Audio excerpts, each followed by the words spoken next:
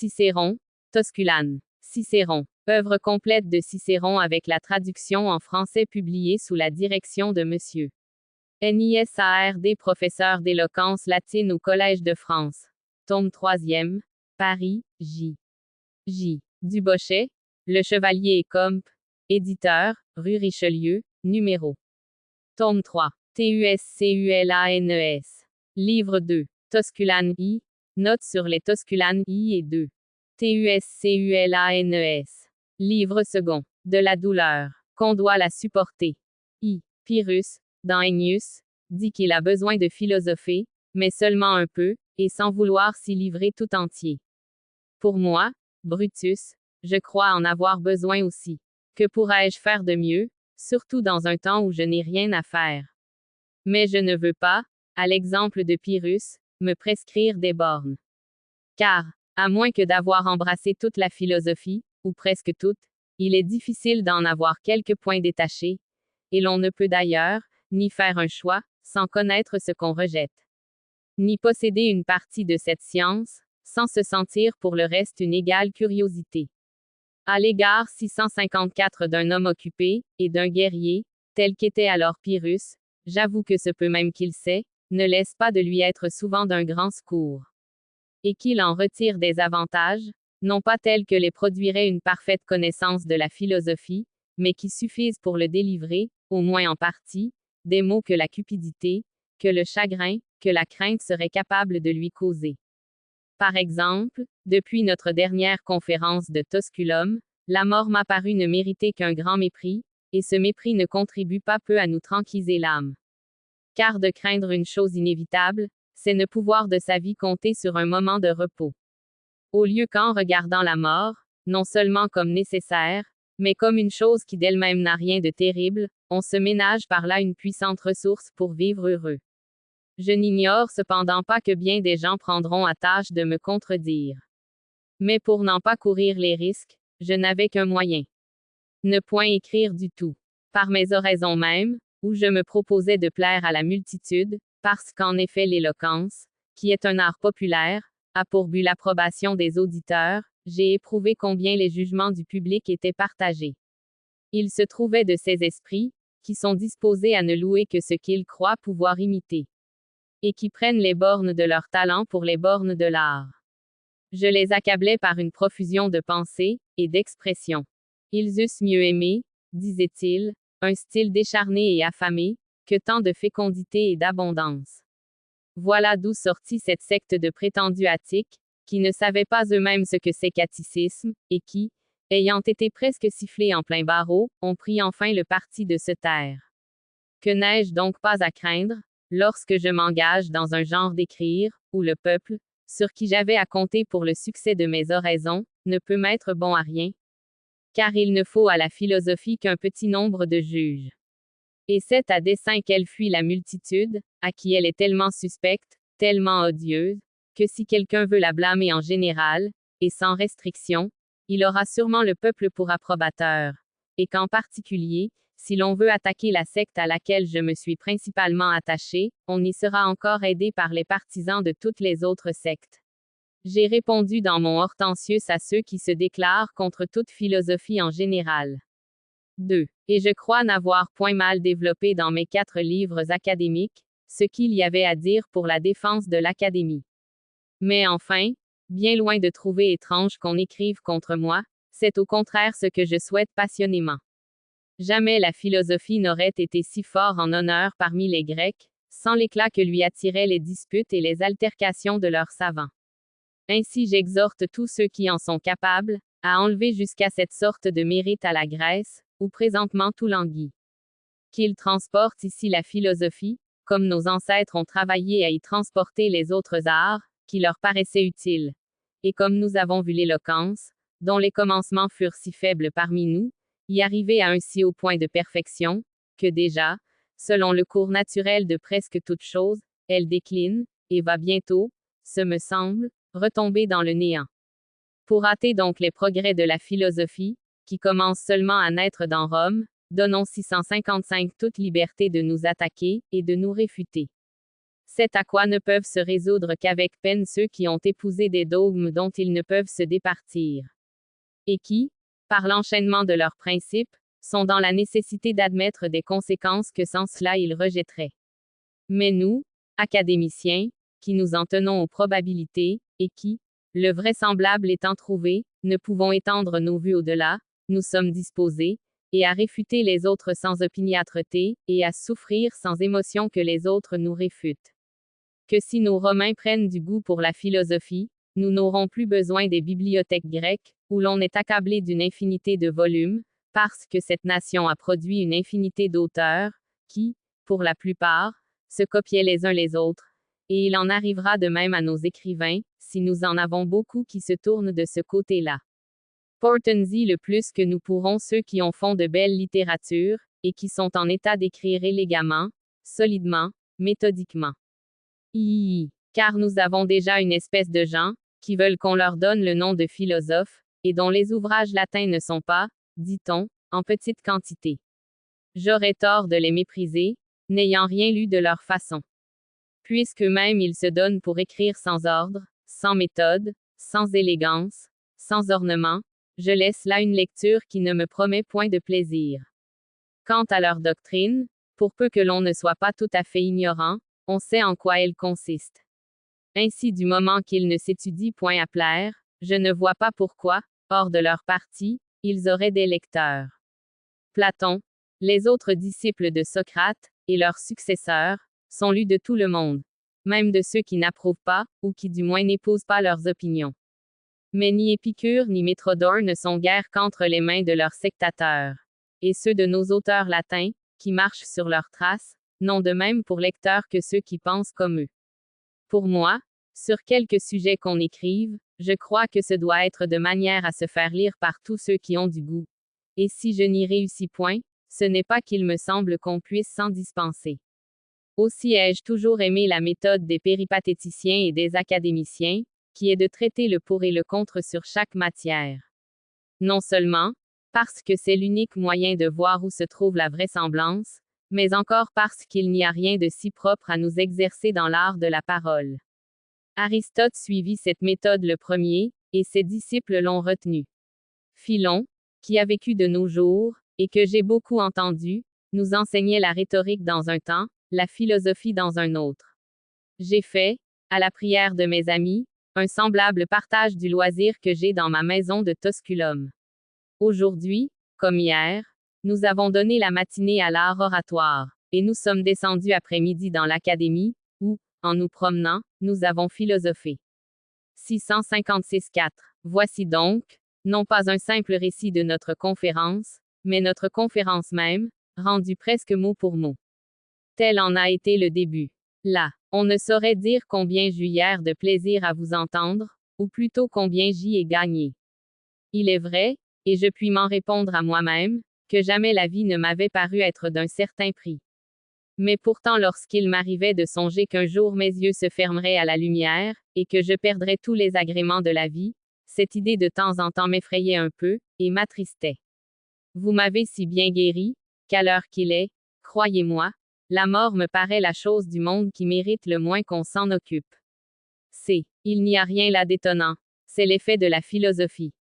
Elle guérit les maladies de l'âme, dissipe les vaines inquiétudes, nous affranchit des passions, nous délivre de la peur. Mais sa vertu n'opère pas également sur toutes sortes d'esprits. Il faut que la nature y ait mis certaines dispositions.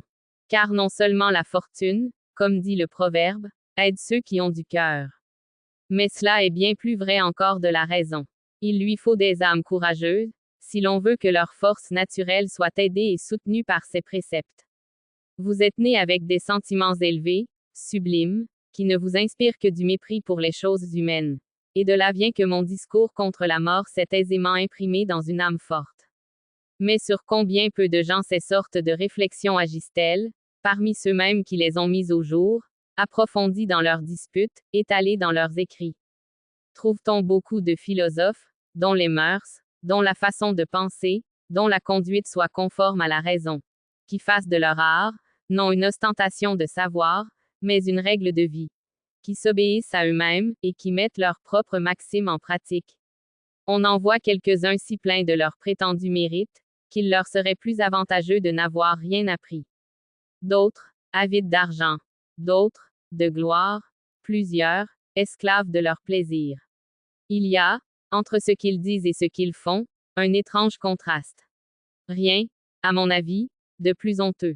En effet, qu'un grammairien parle mal, qu'un musicien chante mal, ce leur sera une honte d'autant plus grande, qu'ils pèchent contre leur art. Un philosophe donc, lorsqu'il vit mal, est d'autant plus méprisable, que l'art où il se donne pour maître, c'est l'art de bien vivre. Là. Mais, si cela est, n'y a-t-il pas à craindre que les louanges, dont vous comblez la philosophie, ne soient bien mal fondées? Car, puisque ces plus habiles maîtres ne sont pas toujours d'honnêtes gens, ne s'ensuit-il pas de là qu'elle n'est bonne à rien? On aurait tort de conclure ainsi. Car, de même que tous les champs, quoique cultivés, ne rapportent pas, et qu'il n'est point vrai, comme l'a dit un de nos poètes, que de soi le bon grain, sans besoin d'aliments. Dans un champ, même ingrat, c'est croître heureusement. De même, tous les esprits, quoique cultivés, ne fructifiaient point. Et, pour continuer ma comparaison, je dis qu'il en est d'une âme heureusement née, comme d'une bonne terre. Qu'avec leur bonté naturelle, l'une et l'autre ont encore besoin de culture, si l'on veut qu'elle rapporte. Or la culture de l'âme, c'est la philosophie. Elle déracine les vices, elle prépare l'âme à 657 sevoir de nouvelles semences, elle les y jette, les y fait germer. Et avec le temps il s'y trouve abondance de fruits. Remettons-nous donc à philosopher, comme nous faisions hier. Et, si bon vous semble, proposez-moi le sujet. Là. Je trouve que la douleur est de tous les maux le plus grand. C'est plus grand même que le déshonneur. Là. Je n'ose dire cela. Et j'ai honte de me voir sitôt obligé à rétracter ma proposition. Y persister serait bien plus honteux. Qu'y aurait-il de moins digne de vous, que de croire qu'il y ait quelque chose de pis que l'ignominie, le crime, l'infamie? Plutôt que de s'en voir souillé, quelle douleur, quel tourment ne doit-on pas souffrir, braver, affronter? Là, oui, c'est ainsi que je pense. Mais la douleur, pour n'être pas le plus grand des maux, ne laisse pas d'en être un. Voyez-vous comme déjà un petit mot d'avis vous a bien fait rabattre de l'idée que vous en aviez. Là, il est vrai, mais il me faut encore quelque chose de plus. J'y ferai mes efforts. Mais l'entreprise n'est pas petite, et j'ai besoin de trouver un esprit docile. Là, vous serez compte de moi. Partout où la raison me conduira, je la suivrai, comme je fis hier. Premièrement donc, parlons des philosophes qui ont marqué ici de la faiblesse. Il y en a eu plusieurs, et de sectes différentes. À la tête de tous, soit pour l'ancienneté, soit pour l'autorité, est Aristippe, disciple de Socrate. Il a bien osé dire que la douleur était le souverain mal. Épicure s'est aisément prêté à cette opinion lâche et féminine. Après lui, est venu Hieronyme le Rhodien, qui a dit que le souverain bien était de vivre sans douleur, tant il a cru la douleur un grand mal. Tous les autres, excepté Zénon, Ariston, et Pyrrhone, disent comme vous, qu'effectivement la douleur est un mal, mais qu'il y en a de plus grand.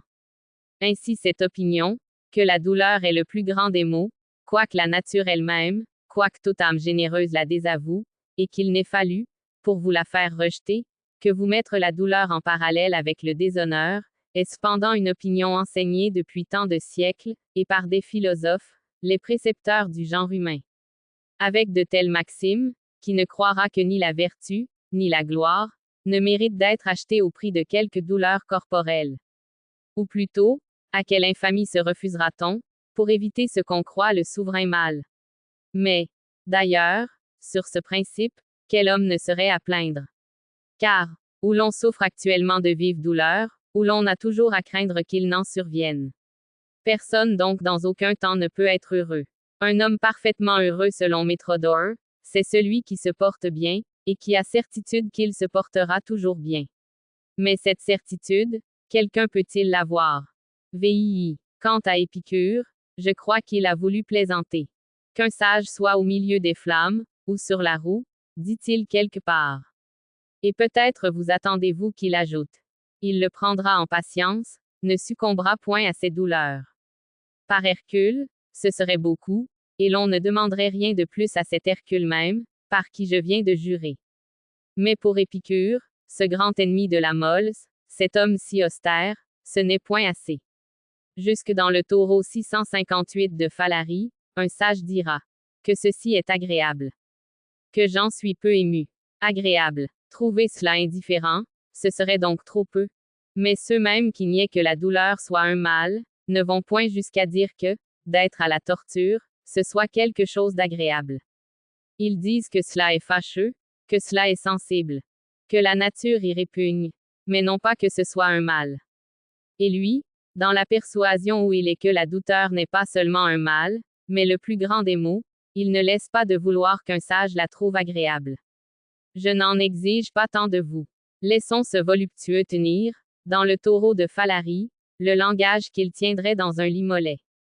Pour moi, je ne crois point la sagesse capable d'un si grand effort.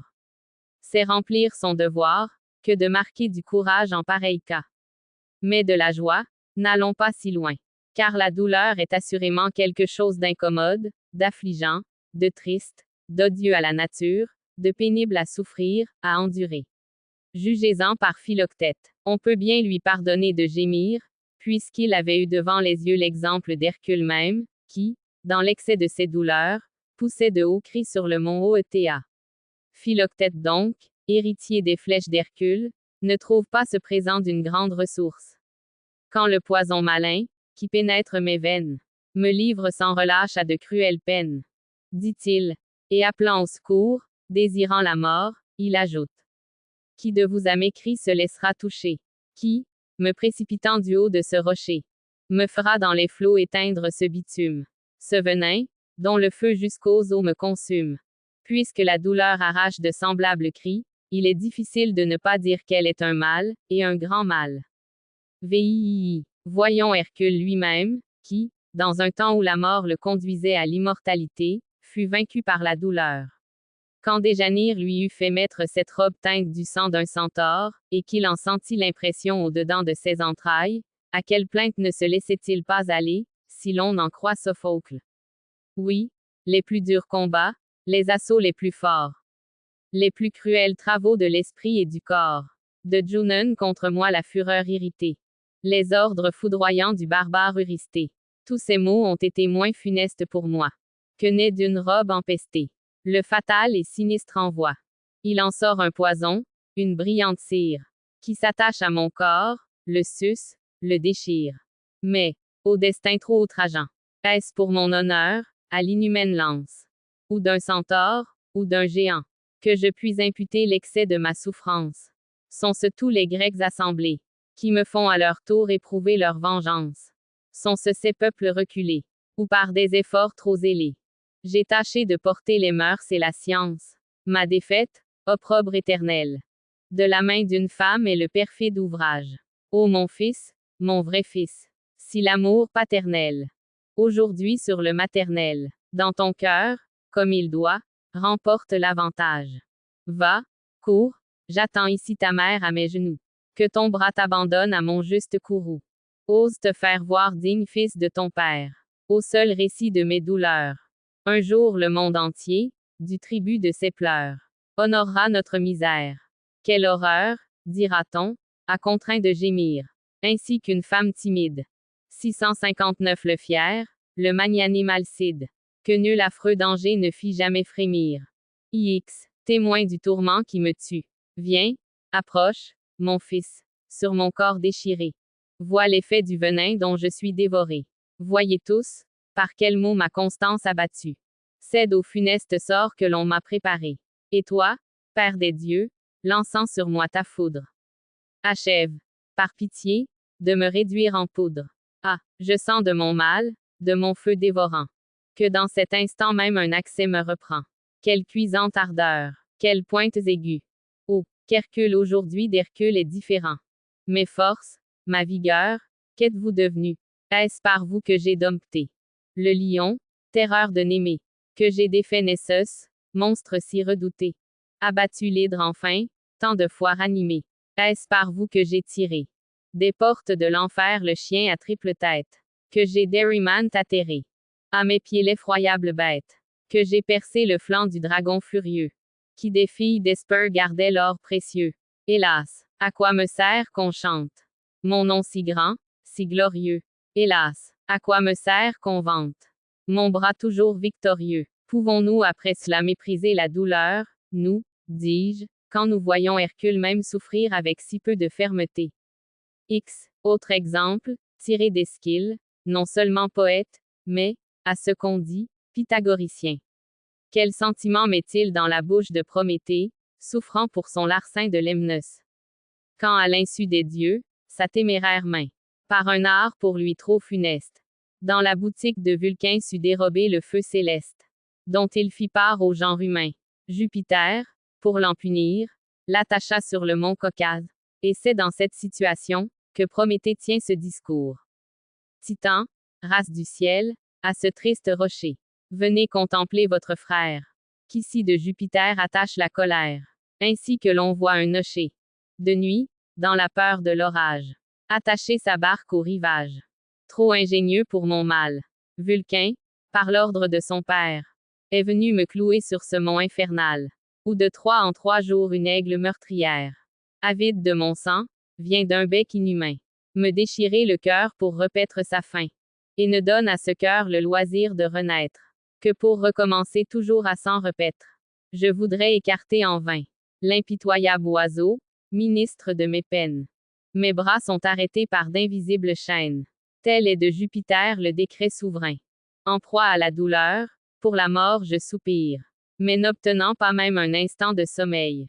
Je sens fondre mon corps goutte à goutte au soleil. Et n'expirant jamais, à tout moment j'expire. XI. On ne saurait donc, ce semble, ne pas croire misérable un homme réduit à cette extrémité. Ni, par conséquent, ne pas regarder la douleur comme un mal. Là, jusqu'ici vous plaidez ma cause. J'y reviendrai dans un mot 660 mans. Mais en attendant, voilà des vers que je ne connais point. Dites-moi, je vous prie, l'auteur. C'est, je vous le dirai, vous n'avez pas tort de ne les pas connaître. J'ai, comme vous voyez, un grand loisir. Là, eh bien, c'est, quand vous étiez à Athènes, vous alliez souvent, je crois, aux écoles des philosophes. Là, oui, et avec plaisir. C'est, quoique pas un alors ne se piquât d'éloquence, vous aurez remarqué, sans doute, que leurs discours étaient mêlés de vers. Là, particulièrement ceux de Denis le Stoïcien. C'est, oui, mais sans choix, et sans grâce. On eût dit qu'il récitait une leçon, au lieu que notre Philon choisissait de beaux vers, les plaçait bien, et en faisait sentir la cadence. Ainsi, depuis que j'ai pris goût aux conférences philosophiques, non seulement je fais grand usage de nos poètes, mais, à leur défaut, j'ai traduit exprès divers passages des Grecs, afin que ces sortes d'entretiens ne fussent dépourvus, en notre langue, d'aucun des ornements dont ils étaient susceptibles.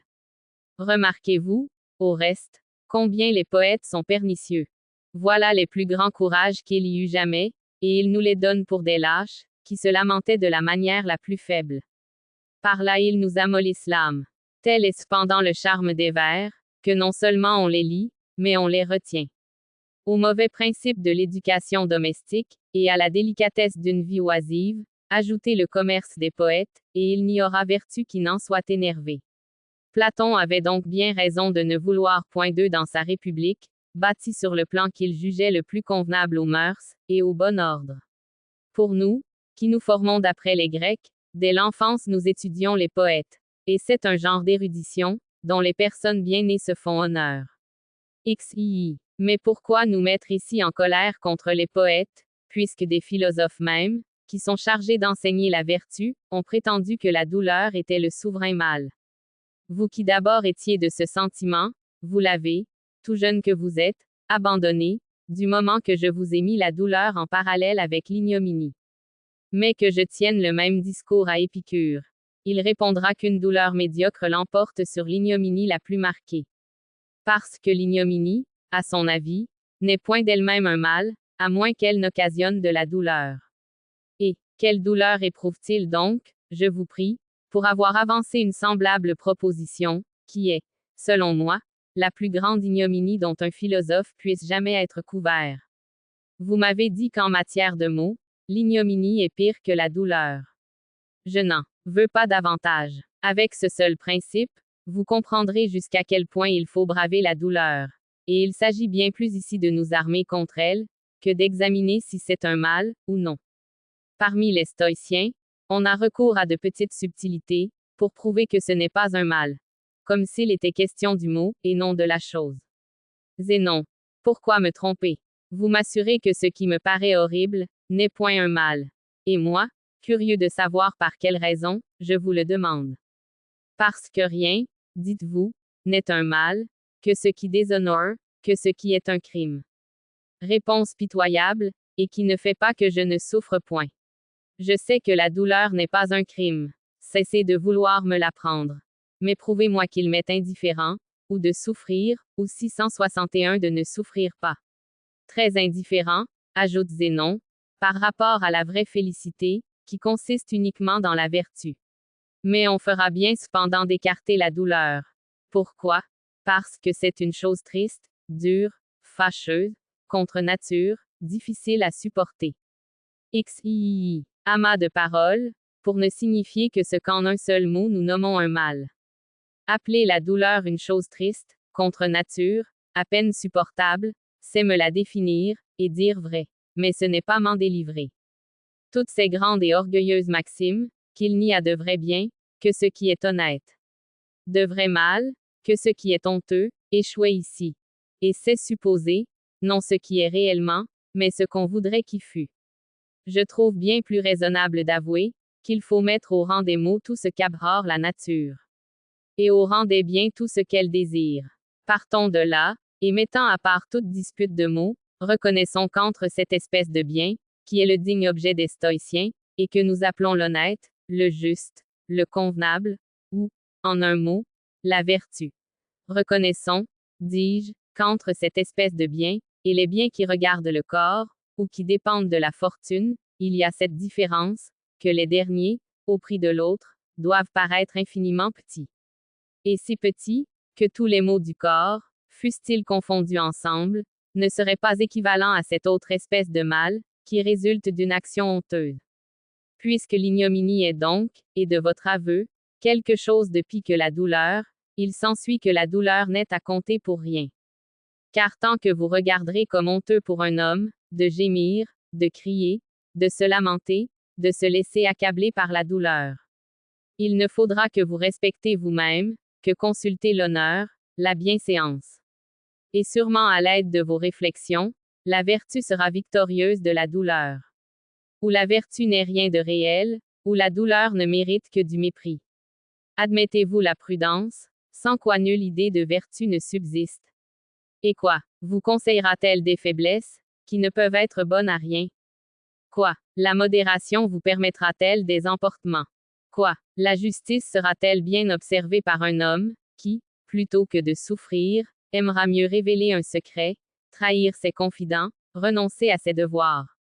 Quant à la force, et à ses compagnes la grandeur d'âme, la gravité, la patience, le mépris des choses humaines, que deviendront-elles? Pendant que vous êtes consternés, et que tout retentit de vos cris plaintifs, dira-t-on de vous, ô l'homme courageux? Pas même, que vous soyez un homme. Vous n'avez point de courage, si vous ne faites taire la douleur. XIV. Or savez-vous qu'il n'en est pas des vertus, comme de vos bijoux? Que vous en perdiez un, les autres vous restent. Mais si vous perdez une seule des vertus, ou, pour parler plus juste, car la vertu est inadmissible si vous avouez qu'il vous en manque une seule, sachez qu'elle vous manque toute. Vous regarderez-vous donc ou plutôt, afin que ceci ne tombe pas sur vous personnellement, regarderez-vous ce Prométhée ou ce Philoctète dont nous parlions, comme des personnages courageux, magnanimes, patients, graves, pleins de mépris pour les choses humaines. Un tel éloge ne convient pas à un homme, qui, couché dans une caverne, par ses cris redoublés, par ses gémissements, répandait dans les airs l'horreur de ses tourments. Je ne nie pas que la douleur ne soit douleur. À quoi, sans cela, nous servirait le courage? Mais je dis que la patience, si c'est quelque chose de réel, doit nous mettre au-dessus de la douleur. Ou si c'est quelque chose d'imaginaire, à quel propos vanter la philosophie, et nous glorifier d'être ses disciples? Voilà que la douleur vous pique. Eh bien, je veux qu'elle vous déchire. Prêtez le flanc, si vous êtes sans défense. Mais si vous êtes revêtu d'une bonne armure, c'est-à-dire, si vous avez du courage, résistez. Autrement le courage vous abandonnera. Et avec lui, votre honneur, dont il était le gardien. Par les lois de Lycurgue, et par celles que Jupiter a données aux Crétois, ou que Minos a reçues de ce dieu, comme le disent les poètes, il est ordonné qu'on endurcisse la jeunesse au travail, en l'exerçant à la chasse et à la course, en lui faisant souffrir la faim, la soif, le chaud, le froid. À Sparte on fouette les enfants au pied de l'autel, jusqu'à effusion de sang. Quelquefois même, à ce qu'on m'a dit sur les lieux, il y en a qui expirent sous les coups. Et cela, sans que pas un d'eux ait jamais laissé échapper, je ne dis pas un cri, mais un simple gémissement. Voilà ce que des enfants peuvent. Et des hommes ne le pourront pas. Voilà ce que fait la coutume. Et la raison n'en aura pas la force. XV. Travail et douleur ne sont pas précisément la même chose, quoiqu'ils se ressemblent assez. Travail signifie fonction pénible, soit de l'esprit, soit du corps. Douleur, mouvement incommode, qui se fait dans le corps, et qui est contraire au sens. Quand on coupait les varices à Marius, c'était douleur. Quand il conduisait des troupes par un grand chaud, c'était travail. Mais l'un approche de l'autre, car l'habitude au travail nous donne de la facilité à supporter la douleur. Et c'est clan cette vue que ceux qui formèrent les républiques de la Grèce, voulurent qu'il y eût de violents exercices pour les jeunes gens. On y oblige à Sparte les femmes mêmes, qui partout ailleurs sont élevées avec une extrême délicatesse, et, pour ainsi dire, à l'ombre.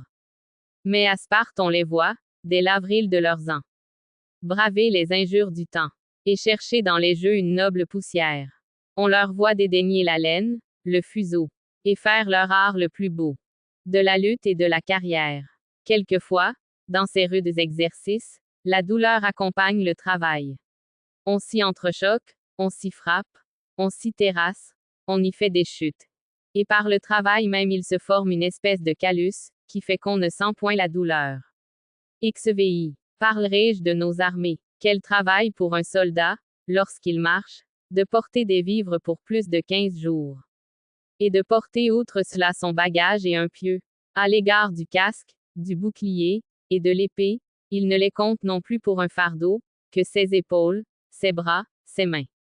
Un langage usité parmi les soldats, c'est que leurs armes sont leurs membres et en effet, si l'occasion se présente, ils mettent bas le reste de leur fardeau, et se servent aussi lestement de leurs armes, que si elles faisaient 663 parties de leur corps.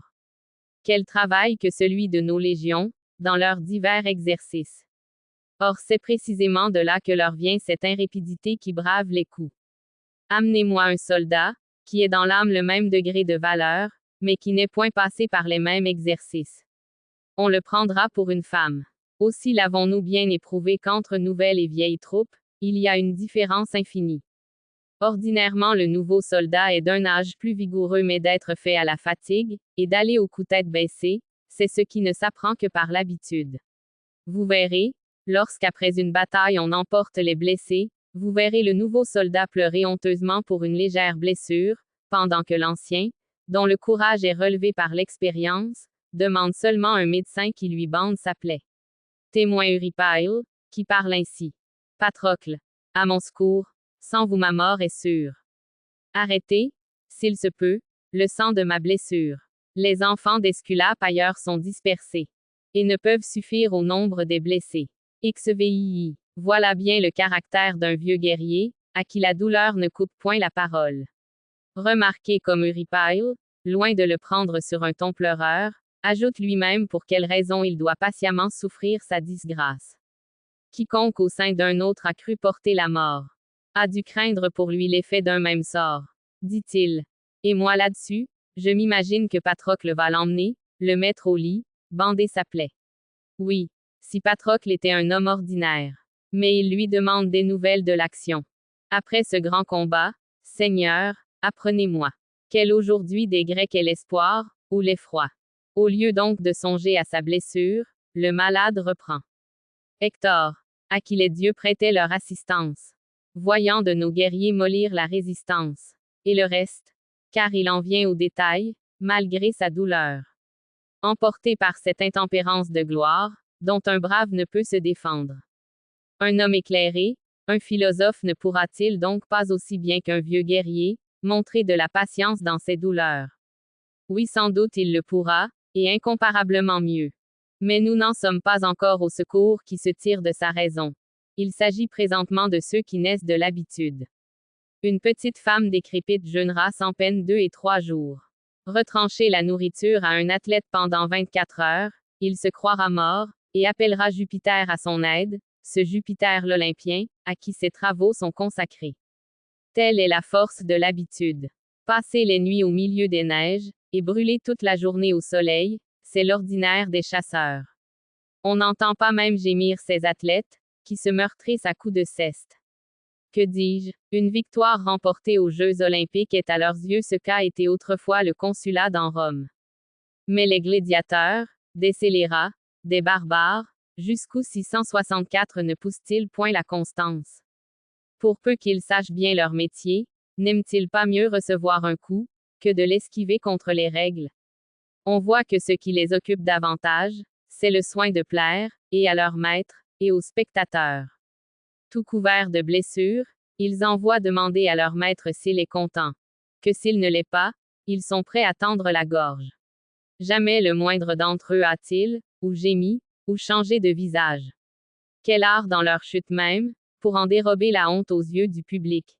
Renversés enfin aux pieds de leur adversaire, s'il leur présente le glaive, tournent-ils la tête? Voilà ce que l'exercice, la réflexion et l'habitude ont de pouvoir. Quoi donc? Un samnite, un coquin, le dernier des mortels, pourra s'élever à ce degré de courage. Et il y aura dans le cœur d'un homme né pour la gloire, un endroit si faible, que ni raison ni réflexion ne puissent le fortifier. Quelques personnes traitent d'inhumanité le spectacle des gladiateurs. Et je ne sais si, tel qu'il est aujourd'hui, on ne doit pas effectivement le regarder ainsi. Mais lorsque des criminels étaient seuls employés à ces sortes de combats, il ne pouvait y avoir, du moins pour les yeux, une école où l'on apprit mieux à mépriser la douleur et la mort. 18. J'ai parlé de l'exercice, de la coutume, et des ressources que l'esprit trouve en lui-même. Voyons ce qui ajoute le raisonnement. À moins que vous n'ayez quelque objection à me faire. Là, que je vous interrompe, moi, j'en serais bien fâché, tant votre discours me semble persuasif. C'est rechercher si la douleur est un mal, ou non, c'est l'affaire des stoïciens, qui veulent nous prouver la négative par de petits arguments entortillés, où il n'y a rien de palpable. Pour moi, sans entrer dans cette question, je ne pense pas que la douleur soit tout ce qu'on la croit. Il me paraît que l'on a là-dessus des idées fausses, outrées, et je soutiens qu'il est possible à qui le voudra, de supporter quelque douleur que ce soit. Par où commencer à le prouver? Vous rappellerai-je d'abord en peu de mots, pour amener la suite de mon discours, le principe que j'ai déjà établi. Qu'il est d'un homme courageux, magnanime, patient, supérieur à tout événement humain, de supporter constamment la douleur. Que telle est l'opinion, je ne dis pas seulement des savants, mais des ignorants. Et que personne au monde n'a jamais douté qu'un homme qui souffrait de la sorte, ne méritât d'être loué. Puisqu'on attache donc tant de gloire à la patience, qu'elle fait essentiellement le caractère d'une âme forte. N'est-il pas honteux, ou que l'on craigne de se trouver dans l'occasion de la pratiquer, ou que l'on en manque, l'occasion étant venue? Remarquez même, qu'entre toutes les perfections de l'âme il n'y a proprement que le courage, à qui le nom de vertu appartienne, si l'on s'en rapporte à l'étymologie. Or c'est par le mépris de la mort, et de la douleur, que le courage doit principalement se montrer. Voulons-nous être vertueux, ou, pour mieux dire, voulons-nous être hommes? Qu'à l'égard de ces deux objets, notre courage opère donc. XIX. Mais, me direz-vous, comment? Vous avez raison de m'en demander le secret, puisque la philosophie fait profession de l'enseigner. Voici d'abord ce que vous en apprendrez d'Épicure, le meilleur homme du monde, et qui vous dira tout ce qu'il fait de mieux. Regardez, dit-il, la douleur comme rien. Et, qui parle ainsi? Un 665 homme persuadé que la douleur est le plus grand des maux. J'y trouve quelques contradictions. Mais écoutons. Une douleur extrême, continue-t-il, est nécessairement courte. Répétez un peu, car je n'entends pas bien ici ce que c'est, ni qu'extrême, ni que court. J'appelle extrême, ce qu'il a de plus violent. Court, ce qui dure très peu. Or je méprise une douleur violente, dont un court espace de temps me délivrera, presque avant qu'elle soit venue. Mais si c'est une douleur comparable à celle de Philoctète, elle me paraît bien vive, mais non pas extrême, car il ne souffre que d'un pied. Les yeux, la tête, les côtés, les poumons, tout le reste se porte bien. Ainsi sa douleur n'est pas extrême, à beaucoup près. Et dans une douleur de longue durée, conclut Épicure, il y a moins de peine que de plaisir. Je n'ose dire qu'un si grand homme n'a su ce qu'il disait. Mais ce que j'en pense, c'est qu'il se moquait de nous. Une douleur peut très bien, ce me semble, être des plus violentes, et n'être pas courte. Je l'appellerai extrême, quand même il y en aurait une autre, dont la violence irait à 10 atomes de plus. Quantité d'honnêtes gens, que je pourrais nommer, sont depuis plusieurs années horriblement tourmentés de la goutte. Mais telle a été l'adresse d'Épicure, qu'il n'a fixé ni grandeur, ni durée. En sorte qu'on ne sait, ni ce que c'est qu'extrême à l'égard de la douleur, ni ce que c'est que court à l'égard du temps. Ainsi laissons ce diseur de rien. Et quoique lui-même tourmenté de la colique et de la strangurie tout à la fois, il ait donné quelques signes de courage. Avouons qu'un homme persuadé que la douleur est de tous les maux le plus grand, n'est pas propre à nous enseigner l'art de la supporter. Adressons-nous donc ailleurs, et donnons la préférence, il est juste, à ceux qui comptent l'honnête pour le souverain bien, et le honteux pour le souverain mal. Vous n'oserez en leur présence vous plaindre, vous agiter. Car la vertu elle-même vous parle par leur bouche. XX. Quoi, dirait-elle, vous aurez vu les enfants à Sparte, les jeunes gens à Olympie, les barbares dans l'arène, recevoir en silence les coups les plus douloureux. Et vous à la moindre piqûre, vous crierez comme une femme. Vous riaurez ni fermeté ni patience. Je ne puis, direz-vous. La nature s'y oppose. Mais des enfants même le peuvent, une infinité de gens le font, les uns animés par l'honneur, les autres contenus par la honte, ou par la crainte. Et ce qui se pratique si communément, vous le croirez opposé à la nature. Il l'est si peu, que non seulement la nature vous le permet, mais elle vous le demande. Car il n'y a rien à quoi elle se porte avec plus d'ardeur, qu'à ce qui est honnête et louable.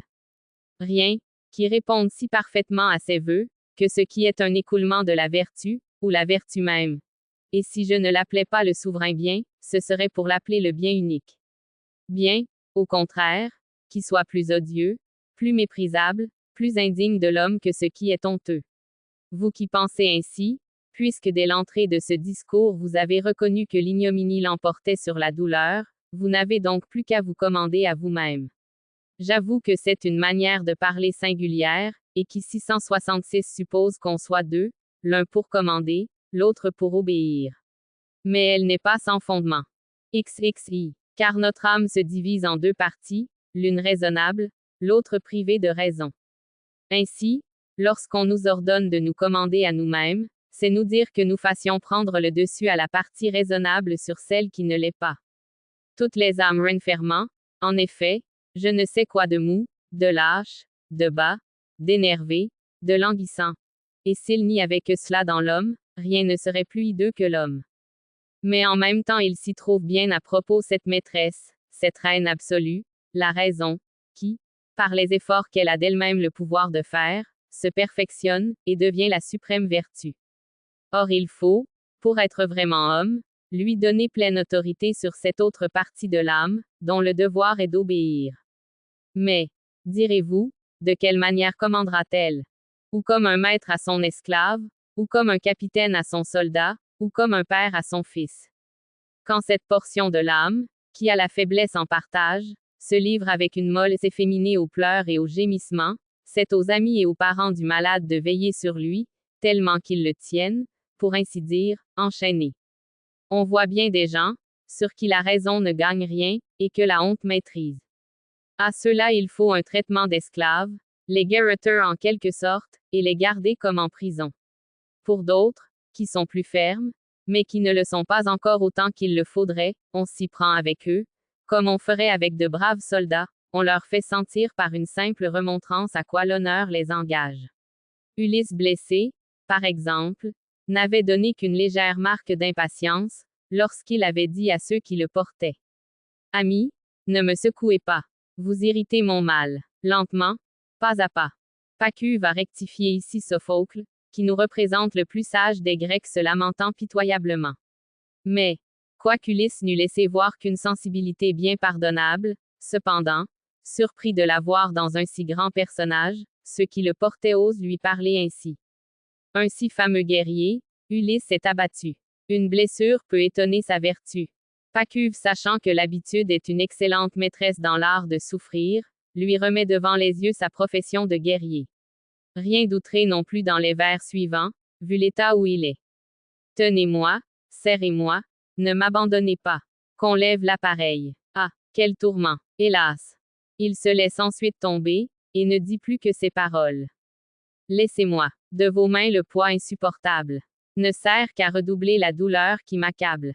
Remarquez, je vous prie, comme sa douleur s'est condamnée au silence, non celle du corps, puisqu'elle agit toujours, mais celle de l'âme, qui s'est corrigée. Jusque-là même, qu'à la fin de la tragédie, il fait aux autres cette leçon. Pour ressource une femme a les cris et les pleurs. Mais l'homme, sans gémir, sait plaindre ses malheurs. Ainsi, dans Ulysse, la partie faible de l'âme s'est soumise à la raison. De même qu'un soldat qui a de l'honneur, obéit aux ordres d'un sévère capitaine. XXII. Venons aux sages. On n'en a point encore vu de parfait. Mais les philosophes nous donnent l'idée de ce qu'il doit être, supposer qu'il y ait n'est jamais quelqu'un. Un sage donc, ou plutôt sa raison, parvenu au plus haut degré de perfection, saura commander à la partie inférieure, comme un bon père à de bons enfants. Tout ce qu'il voudra, il l'obtiendra d'un coup d'œil, sans peine, sans chagrin. Pour faire tête à la douleur, comme à un ennemi, il réveillera son courage, rassemblera ses forces, prendra ses armes. Quelles armes? Un généreux effort, une ferme résolution, et un entretien avec soi-même, où l'on se dit « Prends bien garde, ne fais rien de honteux, rien de lâche, rien d'efféminé. » On se proposera de grands exemples. Zénon d'Élée, qui, ayant trempé dans une conspiration, aima mieux souffrir toutes sortes de tortures, que de nommer ses complices aux tyrans. Anaxarque, disciple de Démocrite, qui, se voyant dans l'île de Chypre au pouvoir du roi Nicocréon, ne lui montra, ni effroi, ni répugnance pour aucun genre de supplice. Un homme sans lettres, un barbare né au pied du mont Caucase, l'Indien Calanu, qui de son propre mouvement se fit brûler vif. Mais nous, que nous souffrions par tout le corps, ou même rien qu'à un pied, à une dent, nous ne savons plus où nous en sommes. Par la douleur, comme par le plaisir, nos âmes sont amollies. Elles se liquéfiaient, si j'ose ainsi parler. Et nous devenons efféminés à un tel point, qu'il ne faut qu'une piqûre d'abeille pour nous arracher des cris quand Marius, homme rustique, mais vraiment homme, souffrit l'opération, dont j'ai parlé, il ne voulut point qu'on le liât. Et il est, dit-on, le premier qui l'ait hasardé sans cette précaution. Pourquoi d'autres depuis n'en ont-ils pas fait difficulté? Parce que l'exemple les avait enhardis. Ainsi l'opinion, comme vous voyez, a plus de part dans nos souffrances, que la réalité. Une preuve cependant que la douleur de Marius fut aiguë, c'est qu'il ne donna point son autre jambe. Pour une première opération, le courage l'avait emporté, mais ensuite la sensibilité usa de ses droits. Tout consiste donc à savoir vous commander. Et je vous ai expliqué ce que c'était que cette espèce de commandement. Pensez à quoi la patience, à quoi la force, à quoi la grandeur d'âme nous oblige, non seulement c'est nous rendre l'esprit plus tranquille, mais c'est affaiblir en quelque sorte la douleur. XXII. Car, comme dans une bataille il arrive qu'un poltron, qui, à la vue de l'ennemi, aura jeté son bouclier, et fui de toutes ses forces, trouve dans sa fuite même, l'occasion de sa mort. Et qu'au contraire le soldat intrépide qui n'aura point quitté son poste, sort de là sain et sauf.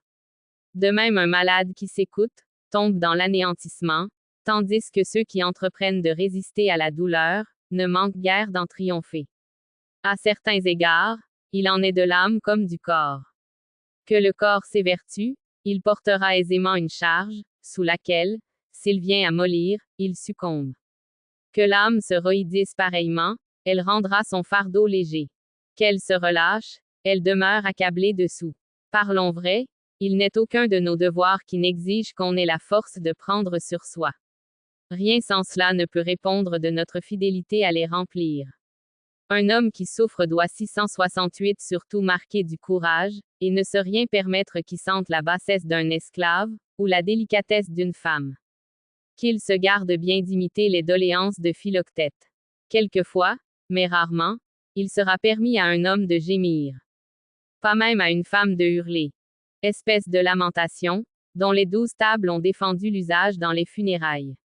Que si l'on permet quelquefois à un homme courageux de gémir, c'est dans le cas seulement où celui serait un moyen d'acquérir de nouvelles forces, à l'exemple des athlètes, qui poussent de grands cris en se battant à coups de ceste, non que la douleur ou la crainte leur arrache ces sortes de gémissements, mais c'est qu'en poussant un cri, tous les nerfs se tendent, et le coup est porté avec plus de vigueur.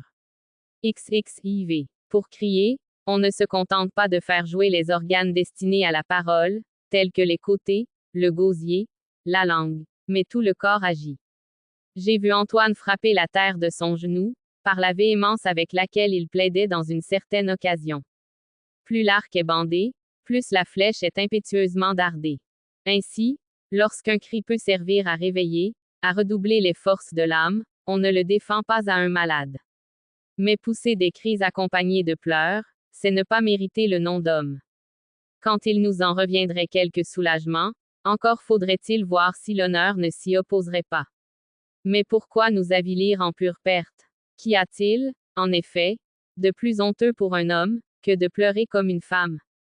Je viens de vous donner, touchant la douleur, une leçon importante, qui est d'appeler les forces de l'âme au secours. On en a besoin dans toutes sortes d'occasions. Que la colère s'allume en nous, que la volupté nous attaque, il faut recourir aux mêmes armes, se réfugier dans le même fort. Mais pour ne point nous écarter, ne parlons que de la douleur. Pour souffrir donc paisiblement, il est bon d'avoir toujours ce principe devant les yeux, que c'est là ce que l'honneur exige de nous.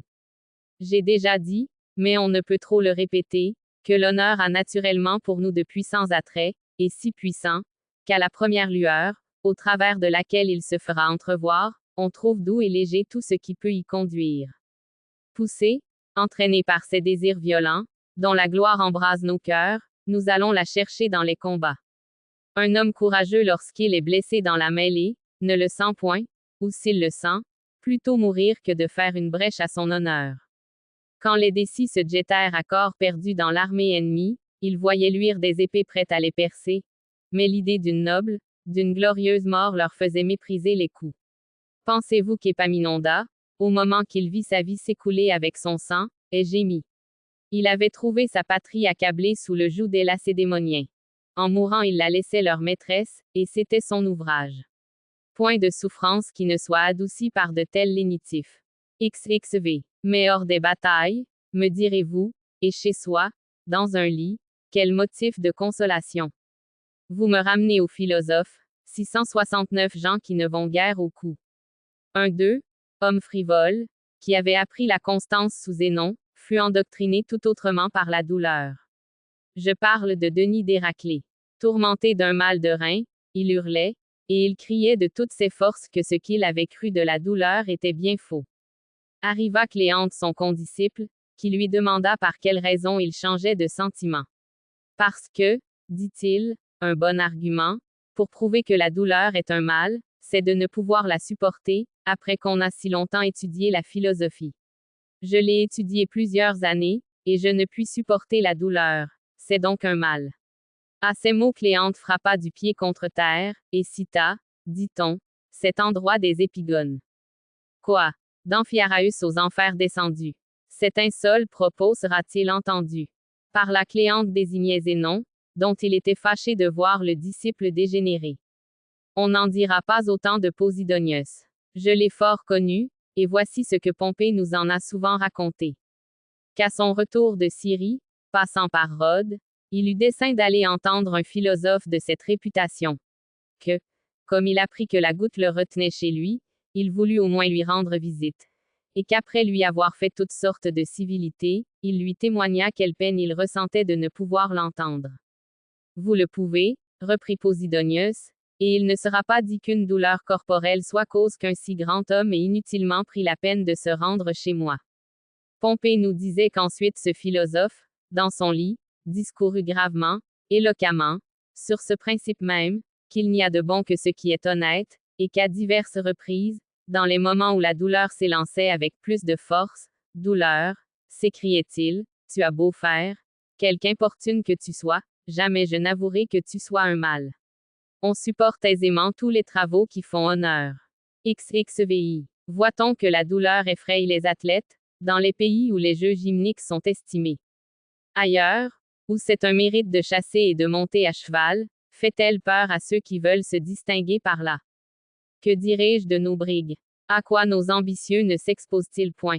Par quel brasier ne traversaient-ils pas autrefois pour chercher à s'assurer tous les suffrages? Aussi Xénophon, disciple de Socrate, dit-il très bien, que les mêmes travaux ne sont pas également pénibles pour le général et pour le soldat, parce qu'à l'égard des généraux, la peine est adoucie par la gloire, et cette maxime était plus souvent citée que toute autre par Scipion l'Africain, qui avait toujours Xénophon entre les mains. Tout incapable qu'est le vulgaire de voir en quoi consiste l'honnête, il ne laisse pas d'y être sensible, et comme il règle ses idées sur ce qu'il entend dire le plus communément, il croit que l'honnête, c'est ce qui est loué par le plus grand nombre. Pour vous, quand même vous seriez exposé à la vue du public, je ne voudrais pas que sa manière de penser vous fît la loi. Tenez-vous-en à vos lumières. Quand elles seront justes, et que vous chercherez à vous plaire, non seulement vous serez victorieux de vous-même, comme je vous l'ordonnais tout à l'heure, mais il n'y aura ni homme, ni 670 quoi que ce puisse être dans le monde, qui vous maîtrise. Regardez donc une âme qui s'est agrandie, qui s'est élevée jusqu'au plus haut point, et dont la supériorité brille surtout dans le mépris de la douleur, regardez-la comme l'objet le plus digne d'admiration. Je l'en croirais bien plus digne encore, si, loin des spectateurs, et ne mendiant point d'applaudissements, elle ne veut que se plaire à elle-même. Rien de si louable que ce qui se fait sans ostentation, et sans témoin. Non que les yeux du public soient à éviter, car les belles actions demandent à être connues. Mais enfin, le plus grand théâtre qu'il y ait pour la vertu, c'est la conscience. XXVII. Ressouvenons-nous surtout, que notre patience, soutenue, comme je l'ai dit tant de fois, par de continuels efforts de l'âme, doit être la même dans toutes les occasions qu'elle peut avoir de s'exercer. Car souvent il arrive qu'on a montré de la fermeté, ou en attaquant l'ennemi, pour se faire un nom, ou simplement pour se défendre. Mais que dans une maladie, ces gens-là succombent. Ils avaient dû leur fermeté, non à la raison et à la sagesse, mais à l'ardeur, et à la gloire qui les guidait. Ainsi les barbares savent, le fer à la main, se battre à outrance. Et malades, ils ne savent pas être hommes. Au contraire, les Grecs, nation peu brave, mais aussi sensée qu'il y en ait, n'osent regarder l'ennemi en face. Et malades, ils ont de la patience et du courage. Une bataille transporte de joie les Cimbres et les Celtibériens. Une maladie les consterne. Pour avoir une conduite uniforme, il faudrait partir d'un principe. Mais du moins, puisqu'on voit des hommes, à qui la passion ou le préjugé fait braver la douleur, concluez de là, ou qu'elle n'est pas un mal, ou que si l'on veut l'appeler un mal, parce qu'elle n'accommode pas la nature, c'est un mal si petit, qu'il disparaît à l'aspect de la vertu. Jour et nuit, je vous en prie, occupez-vous de ces réflexions. Il y a bien d'autres conséquences à en tirer. Car, si nous faisons de l'honneur notre unique loi, dès lors nous mépriserons, non seulement les traits de la douleur, mais les foudres même de la fortune. Surtout puisque notre conférence d'hier nous montre un refuge, qui ne peut nous manquer. Un passager, poursuivi par des pirates, serait bientôt rassuré, si un dieu lui disait, jette-toi dans la mer. Un dauphin, comme celui d'Arion, est alerte pour te recevoir. Ou les chevaux de Neptune, qui firent, dit-on, rouler sur l'onde le char de Pélops, accourront pour te porter où tu voudras. Vous avez une ressource non moins certaine, si vos douleurs en viennent à un tel excès que vous ne puissiez les supporter. Voilà, à peu près, ce que j'ai cru devoir vous dire, quant à présent. Mais peut-être persistez-vous dans votre opinion. Là, point du tout. Me voilà en 2 jours délivré, ou du moins je m'en flatte, de mes 2 plus grandes frayeurs. C'est, à demain donc, rhétorique d'abord, puisque nous en sommes convenus, et philosophie ensuite, car vous ne m'en quittez pas. Là, je vous demande l'un, avant midi, et l'autre à cette même heure. C'est, volontiers, je me prêterai à de si louables désirs.